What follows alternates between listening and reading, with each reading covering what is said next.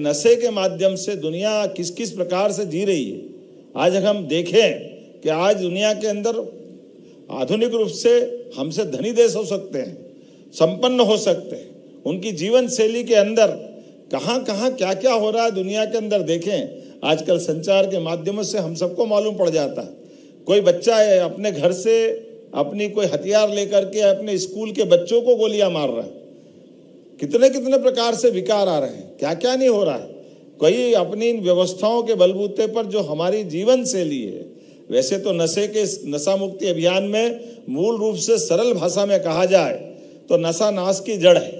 ये बोलना सरल है, लेकिन ये उसी प्रकार से है जैसे भगवान का कोई एक नाम हम ले लें और भगवान के नाम को लेते लेते भगवान के नाम को भजना भी पड़ता है, उसमें डूबना भी पड़ता है, और डूबने के बाद वो मंत्र की तरह मंत्र सिद्ध होता है तो जीवन बदलता है। हमारे बीच में कई सारे उदाहरण ऐसे भरे पड़े। हमारे विवेकानंद के गुरु हम सब जानते हैं, रामकृष्ण आश्रम के उन जिनके नाम पर हमारा रामकृष्ण मिशन चलता है, रामकृष्ण परमहंस जी के पास उनके बच्चों का वो घटनाक्रम, किसी माँ ने कहा कि बच्चा गुड़ खाता है और उनने कहा जरा 2-4 दिन बाद आना। वो बच्चा लेके 4 दिन बाद माँ आई तो उनने क्या हुआ, बोले बच्चा गुड़ मत खाना है। उनने कहा अब ये बोलना था तो पहले दिन बोल देते, अब 4-6 दिन का क्यों टाइम लिया। उन्होंने कहा 4-6 दिन पहले मैं खाता था, जब मैं छोड़ूंगा तो दूसरों को बोलूँगा। ये जो हमारा अपने से सुधार का ये जो संकल्प होता है, इस संकल्प में सारी बात आ जाती है।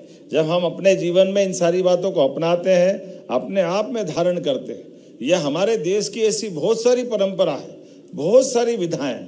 दुनिया इसको देखती है तो उनको इसके उत्तर नहीं मिलते उनकी व्यवस्थाओं के बलबूते पर, क्योंकि दुनिया में देश जब बनते हैं तो कोई देश तलवार के दम पे बन जाता है, ताकत के बल पे बन जाता है, कभी कभी परिस्थितिवश देश बन जाते हैं, कभी कभी अपनी व्यवस्थाओं के आधार पर विश्व के हुए घटनाक्रम के आधार पर देश बन जाते हैं और उस देश की वो अपने आप को सीमा मानने लग जाते हैं।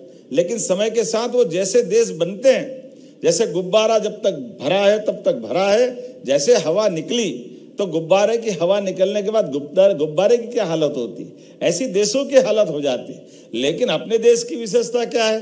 अपने देश की विशेषता ये कि ये किसी के बनाए नहीं बना, ना ये तलवार के दम पे बना है, ना ताकत के दम पे बना है, ना किसी 1-2 व्यक्ति के बलबूते पे बना है।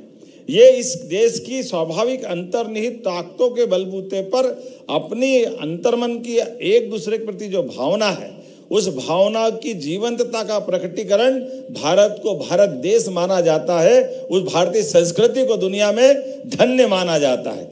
इसलिए कोई भी धर्म के लोग हो, कोई भी मार्ग से जाने वाले हमारे ऋषि मुनि संत महंत और दुनिया के भी कोई धर्मावलंबी हो, वो आगे पीछे जाकर के उनके मूल सिद्धांतों में हमारी मूल बातों से ही आगे उनको बढ़ाने के लिए मार्ग मिलता है।